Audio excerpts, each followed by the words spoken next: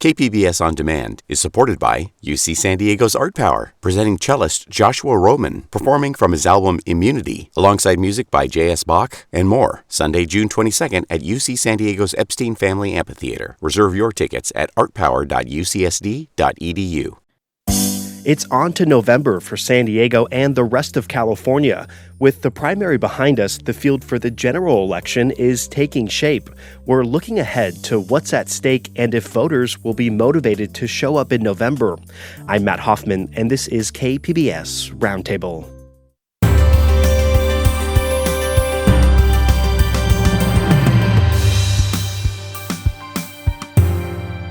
KPBS On Demand is supported by UC San Diego's Art Power, presenting cellist Joshua Roman, performing from his album Immunity, alongside music by J.S. Bach and more, Sunday, June 22nd at UC San Diego's Epstein Family Amphitheater. Reserve your tickets at artpower.ucsd.edu.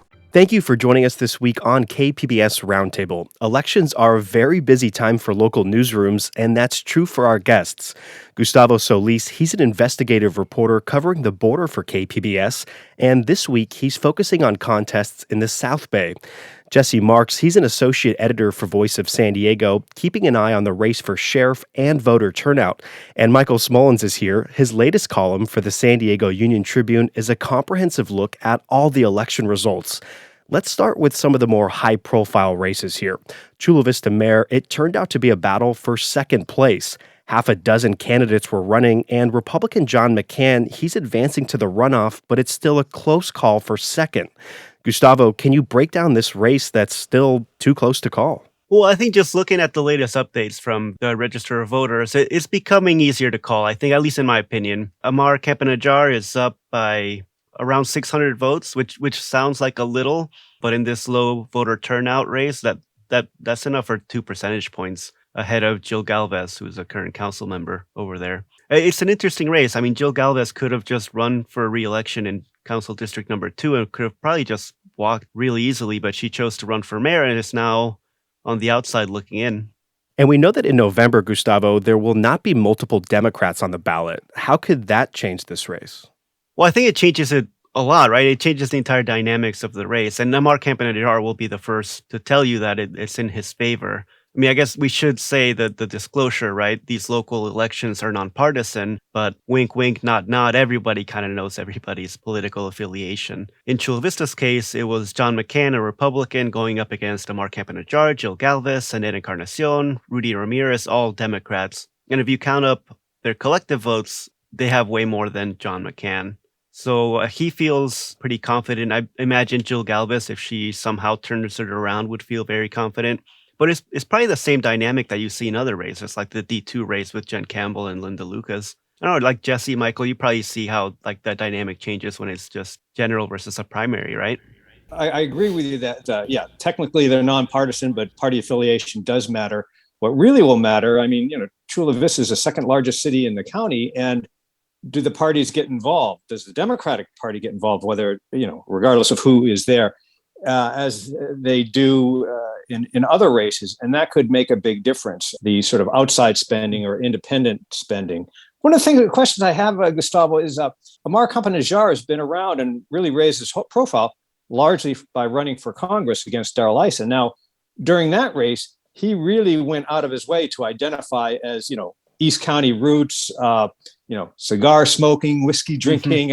Obviously, he's done well in Chula Vista, so maybe what I'm getting at hasn't really had an effect, but was he at all viewed as an outsider given his sort of East County perspective in those other races?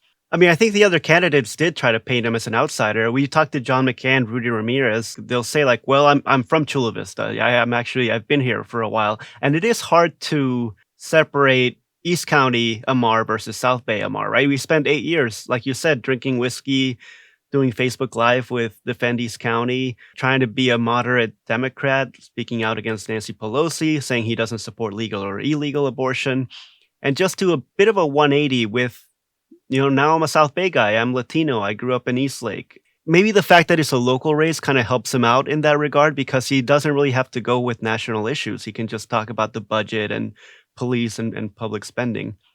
You did bring an interesting point about the Democrats kind of being involved as a party in this race. They kind of were in Chula Vista, and it didn't really work out for Sanera Encarnacion. I mean, she had the backing of the County Democratic Party.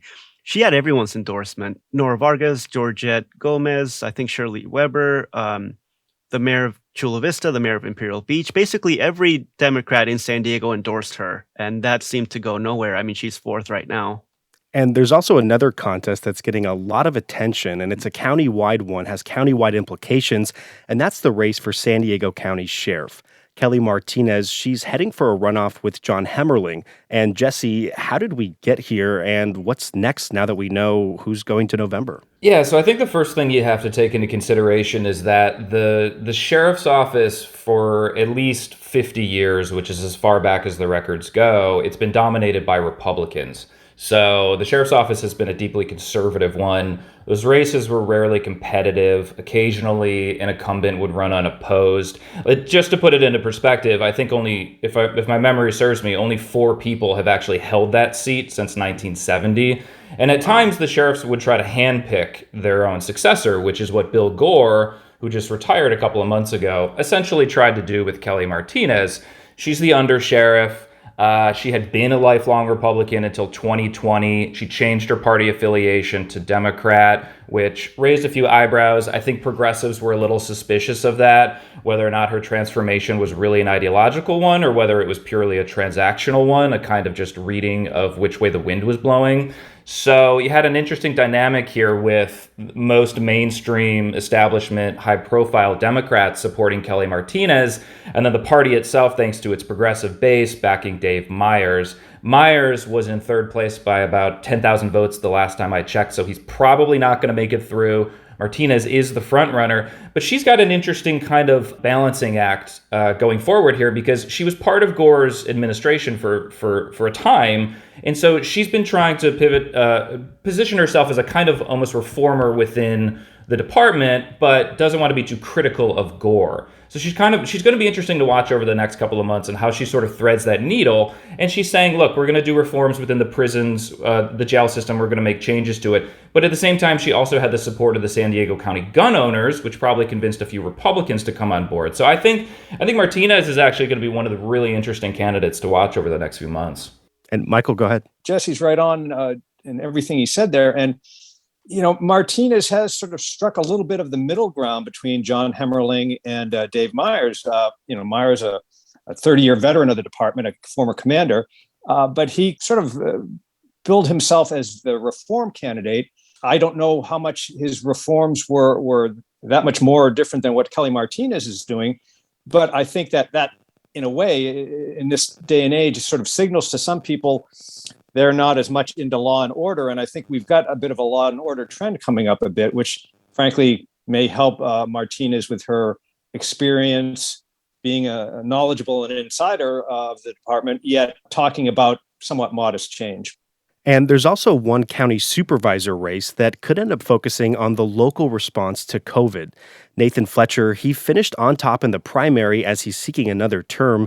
He was the face of the county's COVID efforts, and his opponent, Amy Reichart, she made a name for herself as a critic of some of those mandates and some of the other precautions.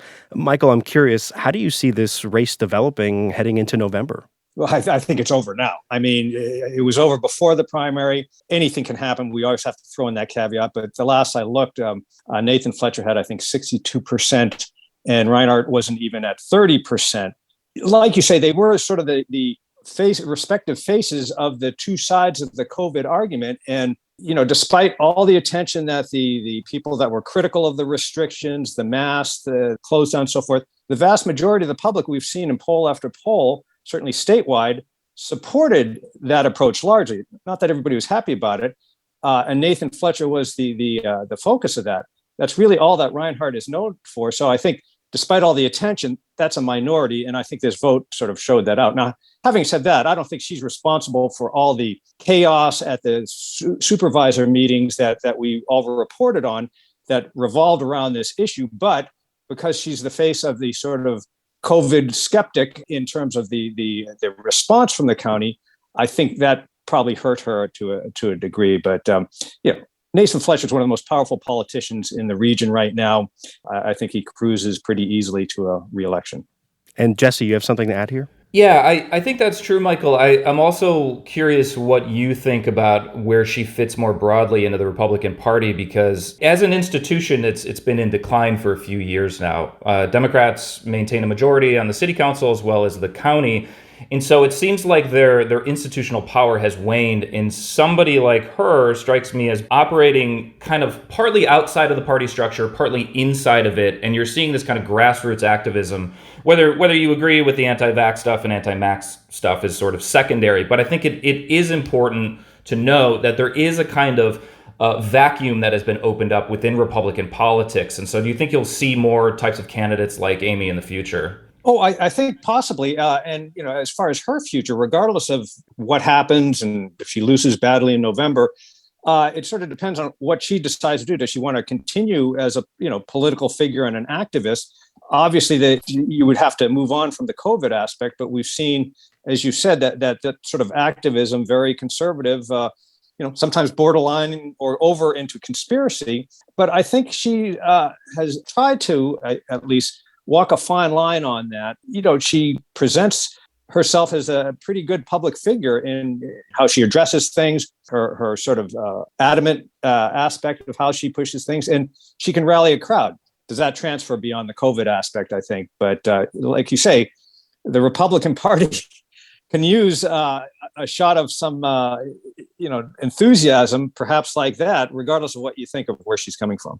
KPBS On Demand is supported by UC San Diego's Art Power, presenting cellist Joshua Roman, performing from his album Immunity, alongside music by J.S. Bach and more. Sunday, June 22nd at UC San Diego's Epstein Family Amphitheater. Reserve your tickets at artpower.ucsd.edu. You're listening to KPBS Roundtable, and this week our guests are Gustavo Solis from KPBS News, Jesse Marks from Voice of San Diego, and Michael Smolens from the San Diego Union-Tribune. And Michael, going back to you, we know that you're following San Diego City Council races, and 4 seats are up for grabs in November. Jennifer Campbell, she survived the recall effort and now this primary. Do you think she's vulnerable seeing a Republican opponent in November? She's well positioned to be reelected. She's facing a little-known Republican dentist, Linda Lukakis, who's sort of a surprise, not only entry, but a surprise nominee, if you will, that advances to November. A lot was going on here. Frankly, people that were very concerned about Lori Saldana, former assembly member and Democrat, and a real favorite of some progressive Democrats in town, was the real threat in the primary to get into the runoff with Campbell, and that would have presented a big threat for Campbell in November. Lukakis was boosted by Campbell supporters. As we've known and written and read, there was some independent spending that not only harshly criticized Saldana, but promoted Lukakis to where, people that didn't know her, she came off as a good alternative, frankly, to Saldana in some people's minds. So in other words, they chose who they think is the weaker candidate for Campbell. And now going back to KPBS reporter Gustavo Solis, at the state level, it got a little bit confusing in the South Bay, and we're seeing some of that play out in the results. That race was on the ballot twice. David Alvarez, he won the remainder of the term vacated by Lorena Gonzalez, but Georgette Gomez, she finished first for the full next term. Gustavo, how do you make sense of what's happening here? I don't know. I mean, it's just kind of silly to have 2 elections for the same position and the same 2 people running, but then one wins one and the other one wins the other. It doesn't make too much sense to me. I will say, though, it is kind of nice that there wasn't an appointment in this race. Just like when I was filling out the ballot, there were multiple positions where you were voting for people who were essentially running as incumbents to seats they were appointed to, which has always kind of bothered me because it's not very democratic. And we know how powerful that incumbency is, even if you were appointed. I think Georgette Gomez is pretty interesting, just because she had this meteoric rise and she became council president and didn't do so well against Sarah Jacobs, and now she's kind of back at it. So I'm curious to see how that goes. But honestly, I think Jesse and Michael, you know more about this race than I do. You've covered them in the city council. I don't cover the San Diego City Council, so I'm curious to hear what you guys think. Well, it was an interesting race. And like you said, it was confusing. We had similar confusion at the U.S. Senate race where you had a special election and a primary at the same time. A couple things. One is that if you look back at the primary for the special election, let's deal with that in the current 80th district. Georgette Gomez did, I believe, end up slightly ahead of David Alvarez. There were Republicans on that ballot. Now, head to head, David Alvarez, I think it's more than 10 points he defeated her by in the special election. He campaigned as the business-oriented Democrat, which was a bit of a shift from him because he was sort of, big in the Democratic progressive community, as Gomez is. So he appealed to Republicans, and I think that helped. Also, as far as now shifting, again, I know this is confusing, but to the actual primary for the future 2-year district, not just replacing the vacant seat. That vote was a bit of a different electorate. That's in the redrawn 80th. And some people believe that that's actually more favorable to David Alvarez. Now, Georgette Gomez ended up just a little bit ahead of him. But again, you had some Republicans on that ballot. And I think that both Alvarez running in November as the incumbent, the Republican vote, you would think, would go mostly to him. So I think that, frankly, he would have to be viewed as the favorite, even though he's in the second spot right now. I always reserve the right to be wrong. It is interesting that David Alvarez can be like a progressive Democrat. I thought he was a lobbyist. Frankly, that was the rap on him, and it apparently didn't hurt him too much. I mean, he ran as mayor, was the favorite of labor in the progressive, community in San Diego, the progressive wing of the Democratic Party. He did become, a businessman, a lobbyist, and really courted a lot of business support. A lot of people thought that was an about face for him. He'll maintain till he's blue in the face that his progressive values are still the same and so forth. But that certainly is a big shift. So you give Gomez credit because she's maintained her consistency. They were actually very big allies, on most issues. So It is interesting that despite that big switch, which sometimes hurts politicians, it didn't seem to hurt David Alvarez too much. And let's shift the discussion over to some of the congressional races. One of the decisive seats for control of Congress, it might be North County's 49th. Mike Levin is running for a third term there, and Orange County Republican Brian Marriott, he's trying again. Michael, what's different now versus 2 years ago? It seems like a similar race. Well, in many respects, yes, but in other big respects, absolutely not, because this time Mike Levin is facing, as we know, some really serious Republican headwinds. It's the national trend. I mean, first of all, it's an off year, off presidential year election, and that always benefits usually benefits the party out of the White House. So you would expect Republicans to pick up some seats just under normal circumstances, but with inflation and other issues going on, the trends are really going for Republicans. That wasn't the case when he first ran in 2018 and 2020. Frankly, those were Democratic years. In 2020, though, he did defeat Marriott by a little over 6 points, and Trump lost that district by a lot. So Marriott, was not totally identified with Trump back then. Looking forward, we'll just have to see. Levin's done a good job, I think, just in terms of tending to the district, the issues, San Onofre and the nuclear waste, the veterans issues. You've got Camp Pendleton, a lot of veterans. He's really gearing up for November. Right now, he's only at 50% of the vote.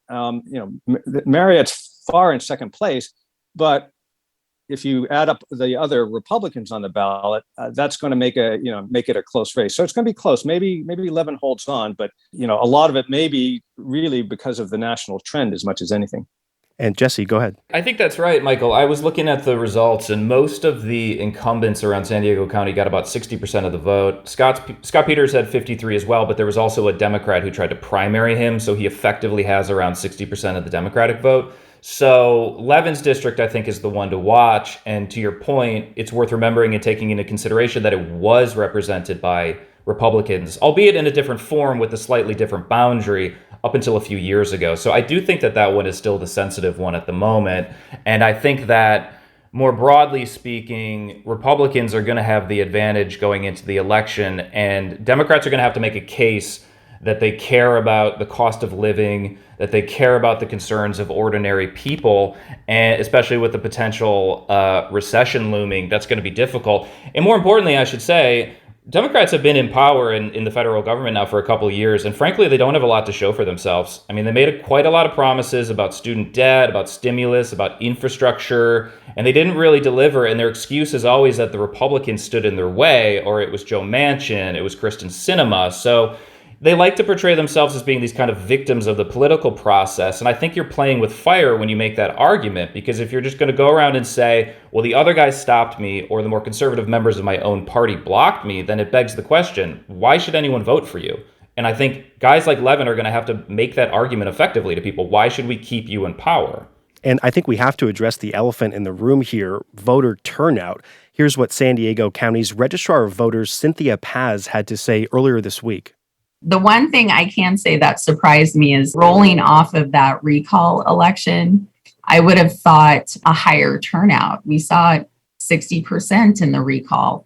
So I thought that interest would still be out there since this is a governor's race. But it did seem to wane a little bit. Now, we're hearing that this primary could break the record for the lowest turnout in state history. In San Diego County, ballots are still being counted, but as of Friday morning, turnout was 24% of registered voters. And Jesse, do we know why it's lower so far? And I'd like to hear from everybody here. I think generally primaries tend to be lower turnout just historically. There's probably some disagreement over the causes of that. I know Michael has written about how he sees it as voter enthusiasm being delayed. I've written about how I think that there's a sense of apathy within the electorate at the moment, which has probably been compounded by COVID and the financial stress that most people are under personally. But also take into consideration the fact that even with 34% of the turnout, that is higher than at least the 2014 primary. And Michael, I think you and I were talking before the show. You have some more stats on that. Well, something that I had forgotten about, but people that really parse the data point out that there's a lot more voters, eligible and registered voters in California. Back in 2010, I got to check my notes here. It was there were 17 million voters in California.